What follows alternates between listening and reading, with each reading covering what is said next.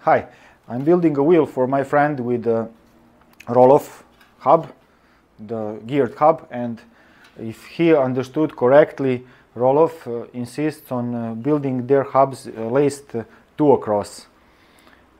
In my opinion, that's not very good advice, and I believe that that advice was given because of this on the left hand side of the hub, because had I laced it in the opposite direction, to first lace the inner, then twist it in the other direction, not like this, then these outer spokes would have been coming across this side, and if I had laced it with 3 across, they would have been hitting this and couldn't be laced, and it would not make a good wheel. But if you lace it using this pattern, there is no reason, in my opinion, to not go, these are 32 spoked hubs, there's no reason to not go 3 across, because when you lace with more crosses, when the spokes are coming off closer to a tangent on this circle, it makes for a stronger wheel, as I've explained in my video about bicycle wheels and spokes, and I've also made videos explaining and showing how to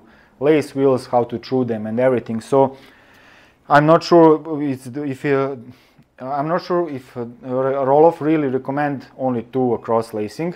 I could not have the time to check and confirm that. If my friend understood properly, and if that is the case, I think it's probably made to avoid any warranty claims or anything, because if you use a different method of turning the spokes once you've laced them, you could have problems. But generally I think it's a bad idea to have a few crosses, especially for rear wheels, especially if you intend to load your bicycle with heavy stuff for touring or anything. I think it would have been better to lace it 3 across, if that is the case, if the wheel is big enough. There is also one more problem with there is one problem that I see with having more crosses on this hub, and that is the angle of the spoke when it comes into the rim. If we had laced these 3 across, it would have been at a greater angle and having a bit of more of a bend here. And I haven't had an opportunity to build 2 different wheels with these hubs and see which one lasts longer. Fortunately, the quality of our spokes that we have in my country to buy is very poor, so any imperfection in the wheel building is very quickly shown. They do not hide any poor mechanics, so that's the good thing. We get feedback very quickly, and I would like to try to make a wheel with these hubs with 3 across lacing and see how it fares. This is where I would expect problems to happen, and not here. This can be avoided if you'd use a matching and appropriate lacing technique, but I fear that this might be the problem potentially, but I don't expect it to really happen. If you make this bend as you're lacing the wheel, you already prepare and bend spokes here and at the elbows and align them properly, and then start tensioning and build the wheel.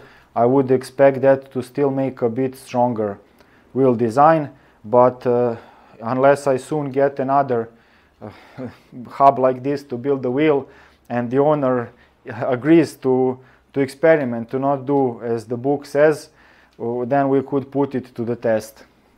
Another problem is that if you are using a used hub, it already has grooves made by the spokes that were previously laced. Here they are not visible, but everything else is smooth, and this below on the flange already has a groove from the spokes as they were before.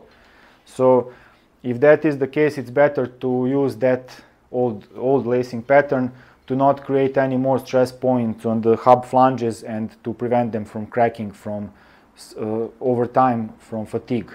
So that's also another thing to consider, but I'm not 100% sure that the recommendation of always lacing 2 across, especially for 28-inch wheels, I'm not sure it's very good advice. I would put that to the test definitely.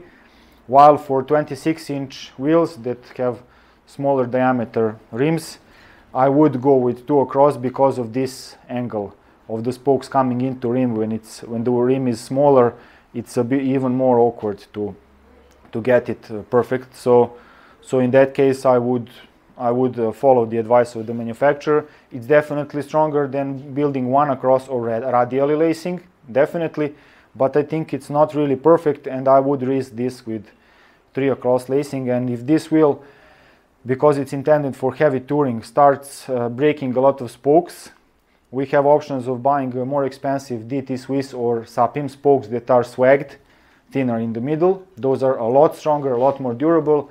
And the other alternative, one not excluding the other, would be to try with 3 across lacing and see how that fares. I'm rooting for that, to experiment on other people's wheels, not mine. Joking. And that's it. Thank you for watching. Not very useful video, but I would love to hear feedback if anyone has tried other lacing patterns with these Rohloff hubs, and use the comment section below. That's it. Cheers. If you like this video, you can click on subscribe and choose this bell option, select all, so you get notified whenever I upload a new video.